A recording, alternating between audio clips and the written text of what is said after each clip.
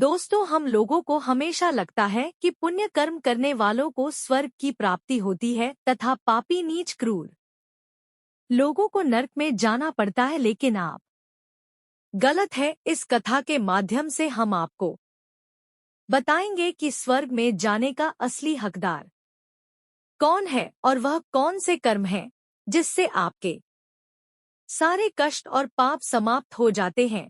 तो आइए दोस्तों जानते हैं इस पवित्र कथा के माध्यम से। दोस्तों, एक बार धरती लोक पर 4 व्यक्तियों की मृत्यु एक ही साथ हुई थी। वे सभी लोग विचारों में अलग अलग और अलग अलग प्रदेश के रहने वाले थे। केवल संयोग से ही उन चारों का अंत एक ही समय पर हो गया था।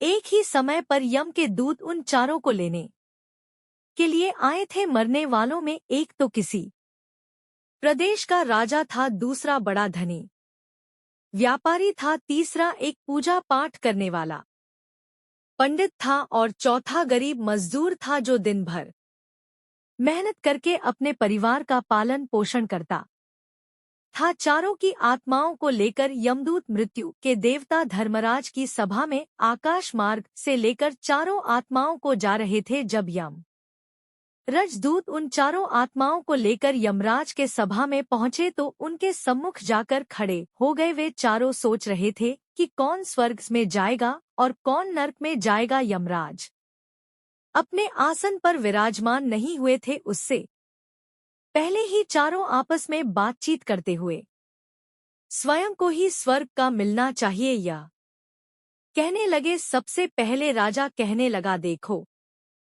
मुझे तो धर्मराज पक्का स्वर्ग में ही भेज देंगे, क्योंकि मैं एक विश्व विख्यात राजा हूँ। मैंने अपने अनेक सत्कर्मों से धरती लोक पर अपना खूब नाम कमा आया है। चारों तरफ लोग मेरे अच्छे कर्मों की चर्चा करते हैं। कभी भी कोई मेरे द्वार से खाली हाथ नहीं गया। जो भी आया मैंने उसे इतना दिया कि वह जीवन भर मेरा नाम नहीं भूल पाया है। हर तरफ मेरे नाम का यशवगान हो रहा है। मेरे द्वारा लुटाए गए दान से लाखों लोगों को रोट खाने को अन्न मिला और रहने को आसरा मिला। इसलिए मेरे कर्मों को देखते हुए धर्मराज मुझे पक्का ही स्वर्ग में भेजेंगे। दोस्तों, राजा की बात सुनकर वह धनी व्यापारी कहने लगा है, भाई, मैंने तो पृथ्वी लोक रहकर खूब धन कमाया और उस धन से मैंने लाखों लोगों की सहायता की है। मैंने अपनी कमाई का 11वां हिस्सा सदैव दीन दुखियों की सहायता में उपयोग की है। मेरे शुभ कर्मों को देखते हुए धर्मराज मुझे ही स्वर्ग में भेजेंगे और यह बात मैं पहले से ही जानता हूँ। व्यापारी की बात सुनते ही पंडित जी कहने लगे, अरे भाई, क्यों फिजूल की बातें कर रहे हो? स्वर्ग में जाना कोई आसान काम नहीं है। इस स्वर्ग में जाने के लिए दान के साथ साथ पूजा पाठ करना पड़ता है। इसलिए स्वर्ग में प्रस्थान तो मैं ही करूंगा, क्योंकि मैंने भगवान का खूब पूजा पाठ किया है। पूरा जीवन मेरा पूजा आराधना में बीता है। मेरे शुभ कर्मों के कारण मेरे लिए ही धर्मराज स्वर्ग का दरवाजा खोलेंगे। यह बात मैं अच्छी तरह से जानता हूँ। जब इस प्रकार तीनों ने अपनी अपनी बातें की और अपने अपने विचार रखे, फिर वह तीनों लोग उस चौथे व्यक्ति मजदूर की ओर की देखते हैं कि अब यह क्या कहता है। क्या इसने भी कोई अच्छा काम किया है या नहीं, या फिर इसका पूरा जीवन मजदूरी करते हुए दूसरों के अधीन रहकर ही बिता है। दूर उन सबकी बातों को चुपचाप नीचे नजरें झुकाए खड़ा सुनता रहा और वे तीनों बड़े गर्व से अपनी प्रशंसा में झूठे थे। तभी धर्मराज अपने साथी चित्रगुप्त के साथ दरबार में हाजिर होते हैं। चित्रगुप्त के हाथों में एक मोटी सी किताब थी जिसमें समस्त प्राणियों के कर्मों का लेखा जोखा लिखा था। धर्मराज अपने आसन पर विराजमान होते हैं। उसके बाद चित्रगुप्त ने राजा कोडोट अपने पास बुलाया और उससे पूछने लगे कि तुम बताओ, तुम तो धरती पर बड़े ही विख्यात राजा थे। तुमने अपने जीवन में कौन कौन से शुभ कर्म किए हैं तथा कितने लोगों को दुख दिया है, कितने लोगों का भला किया है। मैं अपनी पुस्तक में देखकर यह फैसला करूंगा कि आप स्वर्ग में जाने के अधिकारी हैं या नहीं। तब बड़े गर्व के साथ राजा अपने कर्मों को बताता है, हे भगवान, मैं एक बहुत बड़े राज्य का स्वामी था। मेरा राज्य बड़ा ही समृद्ध और खुशहाल था। मेरे राज्य में दिनहीन गरीब लोग बहुत ही कम थे। सब मेरी छत्र छाया में बड़े आनंद के साथ जीवन यापन कर रहे थे। मैंने अपने राज्य के लोगों को डोट किसी चीज की कमी नहीं होने दी। मेरे यहाँ हर भूखे को भोजन मिलता था। लाखों की धन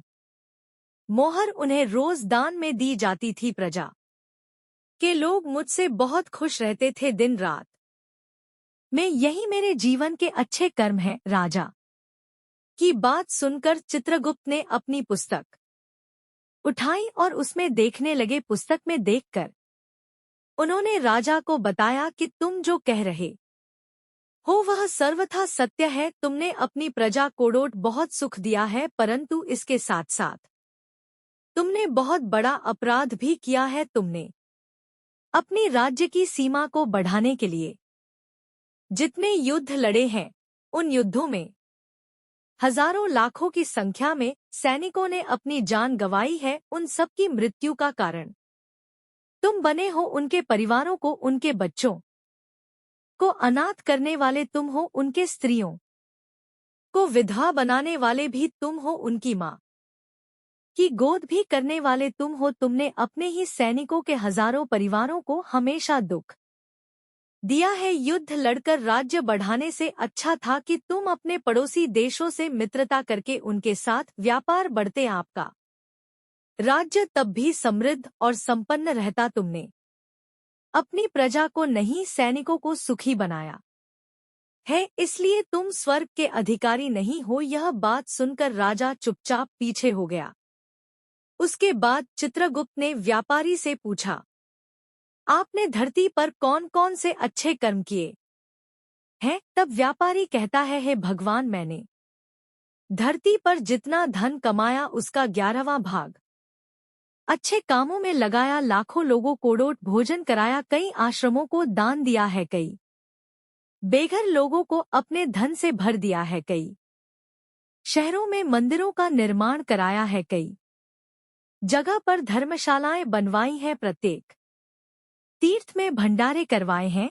यही मेरे जीवन के अच्छे कर्म हैं। व्यापारी की बात सुनने के बाद चित्रगुप्त ने अपनी पुस्तक खोली, जिसमें उसके जीवन के सारे अच्छे बुरे कर्म लिखे हुए थे। चित्रगुप्त ने बताया कि देखो, तुम जो कहते हो वह सत्य है। तुमने धरती पर खूब दान धर्म किया है, पर तुम्हारा पाप यह है कि तुमने धरती पर जो दान धर्म किया है वह तुमने उस पैसे से किया है जिसको कमाने के लिए तुमने बहुत झूठ बोला है। तुमने बहुत ठगी की है। कई चीजों में मिलावट करके बेचा है। नकली चीजों को असली के दाम में बेचा है।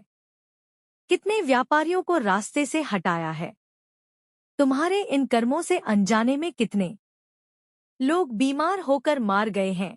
कितनों ने आत्महत्या कर ली। कितनों की मेहनत का पैसा तुम्हारे पास चला आया। उन सब लोगों की बद्दुआ तुम्हारे साथ है। तुमने जो कुछ भी अच्छा काम किया है वह कर्म शून्य हो गया है, इसलिए तुम्हारे पास भी तुम्हारा कोई शुभ कर्म नहीं है। तुम स्वर्ग में जाने के अधिकारी नहीं हो। चित्रगुप्त की बात सुनकर व्यापारी भी बड़ा उदास होकर पीछे हो गया। उसके बाद पंडित जी को आगे बुलाया और पूछने लगे, तुमने अपने जीवन में कौन से अच्छे कर्म किए हैं? तब पंडित जी कहते हैं, हे भगवान, मेरा पुण्य यह है कि मैंने हजारों लोगों को ज्ञान दिया है, हजारों यज्ञों के अनुष्ठान को संपन्न कराया है, हजारों के घरों में पूजा पाठ कराया है। दिन रात मैंने ईश्वर का जप तप किया है। हजारों कन्याओं का विवाह कराया है। लाखों पिंडदान श्राद्ध कराए हैं। अनगिनत लोगों को डोट मार्गदर्शन किया है। इससे ज्यादा शुभ कर्म और क्या हो सकता है? तब चित्रगुप्त अपनी पुस्तक में देखकर बताते हैं, हे पंडित महाराज, आपका कहना सत्य है। आपने वास्तव में हजारों लोगों को ज्ञान दिया है, लेकिन उस ज्ञान पर स्वयं कभी अमल नहीं किया आपने। सैकड़ों यज्ञ पूजा अनुष्ठान कराए पर उसको निस्वार्थ भाव से किया गया कोई कर्म नहीं था। तुम हमेशा से धन के लालची रहे हो, इसलिए तुम स्वर्ग में जाने के अधिकारी नहीं हो। अब तो उदास होते हुए पंडित जी भी पीछे हो गए। अब बचा केवल मजदूर। वह मजदूर यह सब देखकर बड़ा हैरान था कि अब तक वह जिनको इतना महान समझ रहा था, उनमें से कोई भी स्वर्ग का अधिकारी नहीं रहा। तो मैं कैसे स्वर्ग में जा सकता हूँ? मुझे तो स्वर्ग की कल्पना भी नहीं करनी चाहिए, क्योंकि मैं तो कभी पूजा पाठ जप तप या दान करने के लायक भी नहीं था। तो शुभ कर्म कहाँ से करता मैं? तो मेहनत मजदूरी करके सारे जीवन अपने परिवार का भरण पोषण करता रहा। वह मजदूर या सब बातें सोच ही रहा था। इतने में ही चित्रगुप्त ने उसे भी आवा लगा दी और उससे पूछा, किंतु वह मजदूर तो पहले से ही कहने लगा, भगवान, मैंने धरती पर एक गरीब के घर में जन्म लिया था। दान हवन पूजा पाठ करने के मैं लायक ही नहीं था, तो मैं शुभ कर्म कहाँ से करता? मैं तो अपने परिवार का पालन पोषण बड़ी मुश्किल से कर लेता था। मैं जानता हूँ भगवान कि मैं स्वर्ग में जाने का अधिकारी नहीं हूँ। मैंने धरती पर भी नर्क भोगा है और आगे भी नर्क में ही जाने की हैसियत है। किंतु हे प्रभु, यहाँ पर भी मेरी एक इच्छा है। मैं स्वर्ग में तो नहीं जा पाऊंगा, लेकिन मैं एक बार स्वर्ग को डोट अपनी आंखों को झपका कर देखना चाहता हूँ। इससे अधिक मेरी कोई इच्छा नहीं है, क्योंकि मैंने ऐसा कोई कर्म नहीं किया है जो कुछ देर के लिए ही मुझे स्वर्ग में पहुंचा दे। मजदूरी के बाद लोगों की सेवा के लिए मेरे पास समय नहीं बच पाता था। बचा हुआ समय मैं अपने बूढ़े माँ बाप की सेवा में लगा देता था। उनके लिए उन्हें खिलाता पिलाता, उनके वस्त्र बदलता, यही मेरी दिनचर्या थी। मुझे तो मंदिर में जाने का भी अवसर नहीं मिलता था। मजदूर की बात सुनकर चित्रगुप्त ने अपनी पुस्तक में देखकर पूछा, है मानव, तुम ध्यान से सोचकर बताओ कि तुमने कभी तो कोई शुभ कर्म किया होगा। तब मजदूर अपने पूरे जीवन के घटनाक्रम को याद करता है। तब उसे याद आता है कि एक बार उसे बहुत तेज भूख लगी थी। वह रोटी खाने के लिए बैठा ही था, कितने में वहां एक बहुत ही कमजोर बीमार कुत्ता टहल हुआ आ गया, जो ठीक से चल भी नहीं पाता था।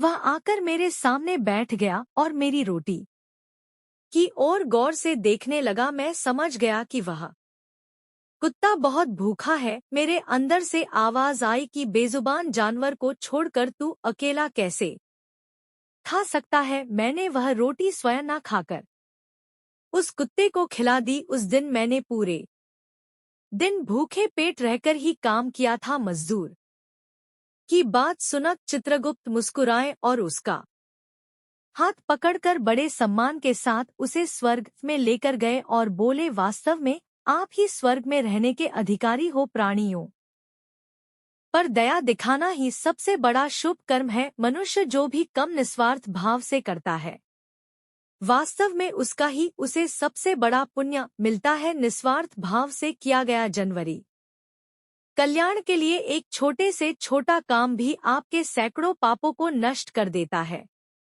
लोगों से लाल लच मोह और स्वार्थ के वशीभूत होकर किया गया शुभ कर्म भी फलदायी नहीं होता है। इसलिए ध्यान रहे, जीवन में अच्छे कर्म अच्छी भावना के साथ करना चाहिए। ऐसा नहीं होना चाहिए कि आपने किसी से धन छीनकर या चुराकर कर्म में लगा दिया हो, तो वह धन आपको कभी नर्क किया हो और बाद में उसी धन को दान पुण्य में जाने से नहीं उभर सकता। दोस्तों, स्वर्ग में वही व्यक्ति जाता है जिसने निष्काम निस्वार्थ भाव से प्राणियों की सेवा की हो भले ही उसने जीवन में एक पैसा भी दान ना किया हो, पर वह जिस लायक था अपनी सामर्थ्य के अनुसार उसने निस्वार्थ भाव से जो भी काम है वही उसकी मुक्ति का रास्ता तय करता है। तो आशा करते हैं आपको यह कथा अवश्य ही अच्छी लगी होगी। अगर दोस्तों कथा आप लोग को अच्छी लगी हो तो वीडियो के कमेंट बॉक्स में कहानी को समाप्त करते हैं। इस वीडियो को बोलते समय कोई त्रुटि हो तो मैं क्षमा चाहती हूँ। उम्मीद है आप सभी को यह वीडियो अच्छी लगी होगी। अगर आप शिव के सच्चे भक्त हैं तो चैनल को सब्सक्राइब और वीडियो को लाइक करके कमेंट में हर हर महादेव लिख दीजिए।